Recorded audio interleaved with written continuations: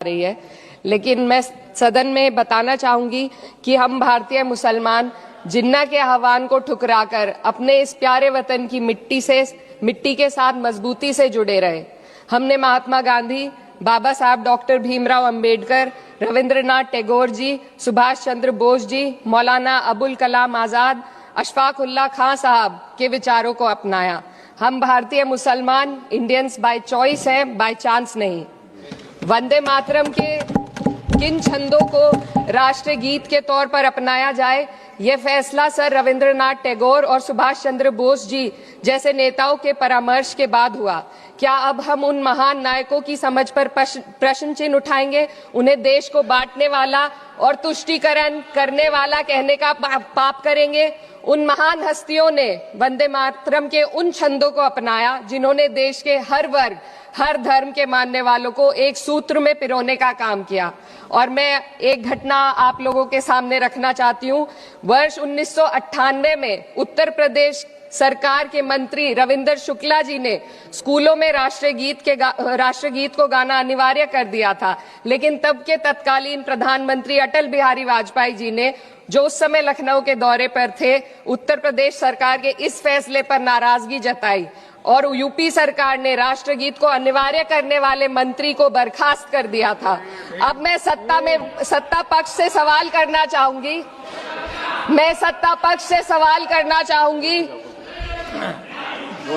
बोलने दीजिए। मैं सत्ता पक्ष से सवाल करना चाहूंगी कि जो विजन आजादी के समय के लोगों का था राष्ट्रगीत को स्वेच्छा पर छोड़ने का, उसी का अनुसरण माननीय अटल बिहारी वाजपेयी जी ने किया, तो क्या वे भी मुस्लिम तुष्टीकरण कर रहे थे? जी नहीं, अटल बिहारी वाजपेयी जी राजधर्म निभा रहे थे। देश में सब धर्मों को एक साथ लाना, सबके जज्बात का एहसास करना ही सबसे बड़ा राष्ट्रवाद है। माननीय अध्यक्ष महोदया, आज हमें वंदे मातरम के असली भाव को समझना जरूरी है। यह गीत तो देश के जल, जंगल, जमीन, हरियाली और निर्मल हवा की वंदना को समर्पित है। यह भारत की जन जन की मंगल कामना करता है कि भारत का हर नागरिक स्वस्थ रहे, सुरक्षित रहे और सम्मान के साथ जी सके। सुजलाम सुफलाम का अर्थ है, सुनिए, ऐसा देश जहाँ स्वच्छ और पर्याप्त जल हो, जहाँ नदियां जिंदा हो, बहती हो, जीवन देती हो। अध्यक्ष महोदय, लेकिन अब जरा यमुना का हाल देखिए।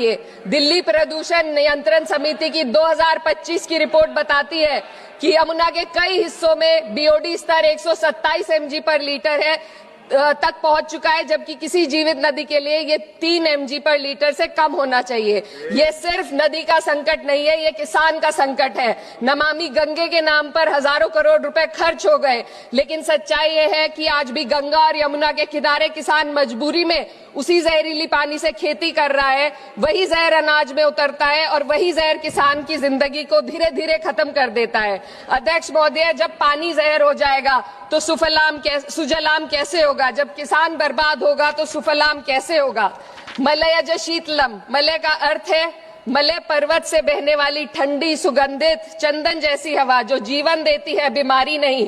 आज मैं इस सदन से पूछना चाहती हूँ, क्या आज के भारत की हवा मलयज शीतलम है? नहीं अध्यक्ष जी, बस संसद से बाहर कदम रखिए, एक गहरी सांस लीजिए। ये चंदन की महक नहीं, ये जहर है जो आपके हमारे फेफड़ों में उतर रहा है। दुनिया के 20 सबसे प्रदूषित शहरों में से 13 भारत में है।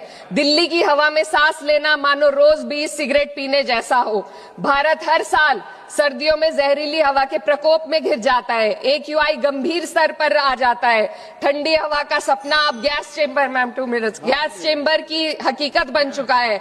हम वो देश हैं जहां सरकार प्रकृति पर बने गीत का मान मर्दन तो करती है, पर उसी प्रकृति, जंगल, हवा, पेड़ को बचाने वाले कानूनों को धीरे धीरे खुद ही खत्म कर रही है। ये है आज के हमारे मलयज शीतलम की अफसोसजनक सच्चाई। अगर हम हवा को साफ नहीं कर पाए तो न सुजलाम बचेगा, न सुफलाम बचेगा। माननीय अध्यक्ष महोदया, सस्य श्यामलम का अर्थ है ऐसा देश जहां उपजाऊ जमीन हो, जहां खेत फसल से भरे हो और किसान कर्ज और निराशा में न डूबा हो। आज किसान सिर्फ मौसम से नहीं लड़ रहा, वह प्रदूषण, नीतियों की बेरुखी और सिस्टम की नाइंसाफी से लड़ रहा है। एक तरफ कॉर्पोरेट के लोन माफ होते हैं, दूसरी तरफ किसान को उसकी वाजिब MSP भी नहीं मिल पाती है। आप ग्लोबल सुपर पावर बनने की बात करते हैं, लेकिन हमारी पर कैपिटा इनकम दुनिया में 136वें नंबर पर है। हम अपने छोटे पड़ोसी देश से भी पीछे हैं। हमारे लोग $2,500 तक भी नहीं कमा पा रहे एक साल में, और जिन अरबपतियों की ये रक्षा करते हैं वो इतना पैसा एक सेकंड में कमा लेते हैं। आज वंदे मातरम को बुनियाद बनाकर राजनीति की जा रही है, लेकिन जमीन पर जंगल पूंजीपतियों को सौंपी जा रही है। आदिवासियों को उनके घरों से उजाड़ा जा रहा है। मातरम में जो मातरा माता है वे सिर्फ मातृभूमि की वंदना नहीं, वे इस धरती की हर नारी, वे इस देश की हर बेटी, हर महिला के सम्मान की बात भी करता है। लेकिन आंकड़े अगर आप देखेंगे, एनसीआरबी की हाल की रिपोर्ट के अनुसार, मैम जसवंत के अनुसार देश में हर वर्ष लगभग 30,000 से अधिक बलात्कार हो रहे हैं। यानी एक दिन में 80 से अधिक महिलाएं यौन हिंसा का शिकार होती हैं, और ये सिर्फ दर्ज मामले हैं। जब जम्मू कश्मीर की एक बच्ची हिंसक अत्याचार का शिकार होती है, जब सत्ता से जुड़े लोगों पर आरोप लगते हैं और कार्रवाई वर्षों लटक जाती है, जब उन्नाव की पीड़िता लखनऊ के दरबार में इंसाफ को लेकर अपनी जान देने पर आमादा होती है, जब बिल्किस बानो के अपराधियों का सरकार के लोग द्वारा स्वागत किया जाता है, तो ये घटनाएं वंदे मातरम की आत्मा पर चोट पहुंचाती है। मैं अध्यक्ष महोदया बस यही कहना चाहती हूँ अपनी बात को अंत में रखते हुए कि वंदे मातरम सिर्फ अतीत की ललकार नहीं, ये वर्तमान की जिम्मेदारी है। ये आत्मा मंथन की घड़ी है। यही समय है कि हम वंदे मातरम को सिर्फ नारा नहीं, नीति और जिम्मेदारी बनाए। और अपने जज्बात को मैं आलमा इकबाल साहब के तराना हिंद के साथ इस सदन में रखना चाहती हूँ कि सारे जहां से अच्छा हिंदुस्तान हमारा, हम बुलबुले हैं इसके, ये गुलसिता हमारा, मजहब नहीं सिखाता आपस में बैर रखना, हिंदी है हम, वतन है हिंदुस्तान हमारा। श्रीमती लवली आनंद।